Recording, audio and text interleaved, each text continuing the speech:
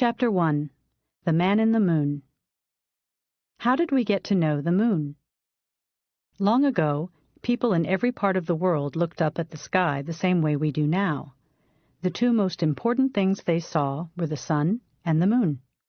The sun gave a lot of light, but the moon gave only a little. So many people thought the sun was a man god and the moon a woman god, a goddess. And people saw a face on the moon.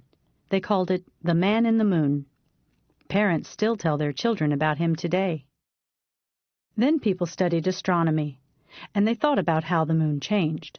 In the end, the astronomers understood. The moon was a big ball. They understood that the moon and the earth go around the sun.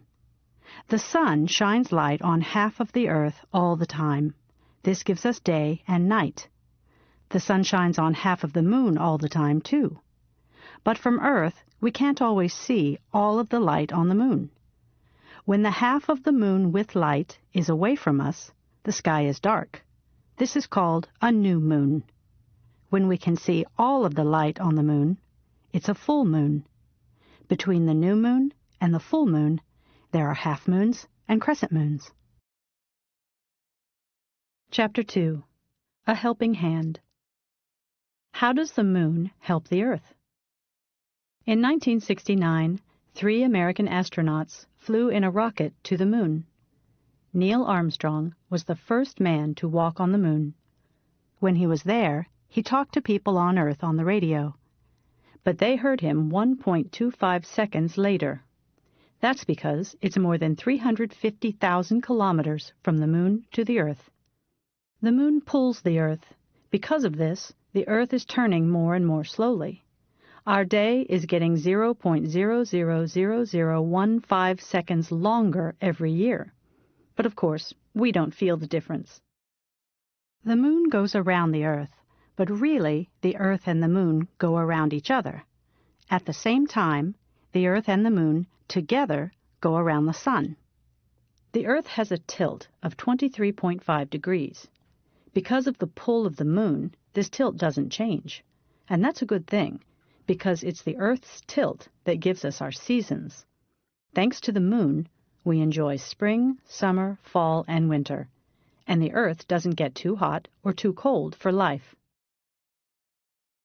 The moon's pull gives us tides, too. The moon pulls the sea, and the water goes up and down. The sun also pulls the sea and gives us tides, but the moon's tides are much bigger because it is closer to the Earth. Tides can help us. We can use them to make electricity for our factories and homes. And that electricity is clean to make. It isn't bad for plants and animals. The moon also helps sailors on boats at sea. At night, they can see where the moon is, if there are no clouds. Then they know where to go. The moon helps animals, too. Many animals go out at night. A little moonlight helps them to see. Of course, for some small animals, that's not always a good thing. Big animals can see them in the moonlight and eat them. The moon can also tell animals where to go. Baby olive ridley turtles start their life in a hole in the sand on a beach. They use the moon to find the sea. Chapter 3. Lunatics. Can the moon make people crazy? The word lunar is the adjective we use for the moon. It comes from Latin, the language of the ancient Romans. They called the moon Luna. And lunatic is an old English word for a crazy person. A long time ago, people thought the moon changed people. Lunatics went crazy when the moon was full. The ancient Greek thinker and teacher Aristotle said this was because there was too much light from the full moon. Some people couldn't sleep. That made them crazy. Was he right? We now have street lights to see at night. People don't go crazy because of street lights. But we know that people in countries with no night in the summer or no sunlight in the winter can have problems. We need both day and night. Today, it's often bad to use the word lunatic. England stopped using the word in its laws in 1930, but people still use it when they talk. For example, if someone is a crazy driver, we say, "He drives like a lunatic." Chapter 4. Moon stories. Why is the moon so interesting? There are old stories about the moon in every country. The Maoris were the first people in New Zealand. They lived there before Europeans came. One old Maori story is about Rona. Rona was the daughter of the sea god Tangaroa. She made the sea go up and down at high and low tide. One night, Rona had water in a bucket to take to her children at home. She could see where to go in the moonlight, but then a cloud in the sky covered the moon. Rona couldn't see. She said some bad things about the moon, but the moon heard her and was very angry.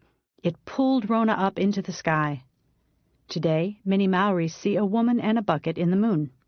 They say that rain is water from Rona's bucket. In another Maori story, a man, also called Rona, went to the moon to find a wife. Every 4 weeks, the man eats his wife and then she eats him. That's why the dark and light parts of the moon get bigger and smaller each month. There are many stories about the moon in science fiction books and movies. Science fiction is about what things are going to be like in 100, 1,000, or 1,000,000 years, or about worlds that are different from ours. In 1901, H.G. Wells wrote a book called The First Men in the Moon. In the book, 2 men fly a rocket to the moon. They find different kinds of aliens there. Some aliens want to stop them leaving. In the end, one man goes home, but the other stays. Today, we know there's no life on the moon, but in 1901, people didn't know that. Anything was possible. In 1867, the USA wanted to buy Alaska from Russia. So they sent a scientist called George Davidson to study it. He wrote down what he saw, and the USA paid the Russians $7.2 million for Alaska. Davidson, an astronomer, wanted to see an eclipse. So in 1869, he went back to Alaska, to a place called Chilkoot Valley. Davidson told the people there, "The sun's going to go dark tomorrow." The Chilkoots laughed. That was impossible, they thought. But the next day, the moon went in front of the sun. Everything was dark. Some Chilkoots thought Davidson did it. The moon can change how we feel, but can it change us into animals? In many countries, there are stories about people who change into birds, cats, or fish, or werewolves. In the stories, people change into werewolves when the moon is full. Some people change because a werewolf bites them. They get big teeth and hair on all their body. Then they eat animals, or sometimes people. Some stories say you can only kill werewolves with silver, possibly because the color of the moon is silver. The stories aren't true, but they make great movies.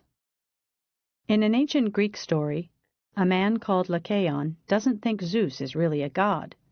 To find out, Lycaon kills Zeus's son and cooks him for Zeus. But Zeus knows the food isn't animal meat. He's angry and changes Lycaon into a wolf. This is one of the oldest werewolf stories. One of the newest is in the Harry Potter books. Harry's teacher, Remus Lupin, is a werewolf. Werewolves in stories are usually bad, but Lupin is a good man, so he isn't happy about being a werewolf.